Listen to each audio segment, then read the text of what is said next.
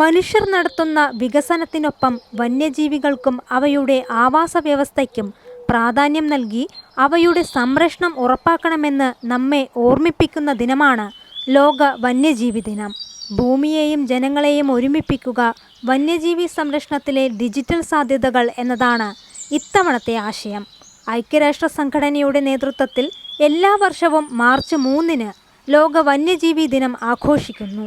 വംശനാശ ഭീഷണി നേരിടുന്ന വന്യജീവികളെ സംരക്ഷിക്കുക, ജനങ്ങളിലേക്ക് വന്യജീവി സംരക്ഷണത്തിൻ്റെ പ്രാധാന്യം എത്തിക്കുക തുടങ്ങിയ നിരവധി ലക്ഷ്യങ്ങളാണ് ദിനാചരണത്തിന് പിന്നിലുള്ളത്.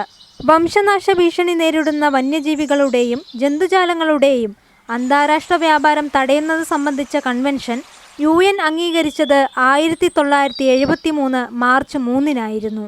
മനുഷ്യ വന്യജീവി സംഘർഷവുമായി ബന്ധപ്പെട്ട് ഒട്ടേറെ വാർത്തകൾ പുറത്തു വരുമ്പോഴാണ് ഇത്തവണത്തെ വന്യജീവി ദിനാചരണം.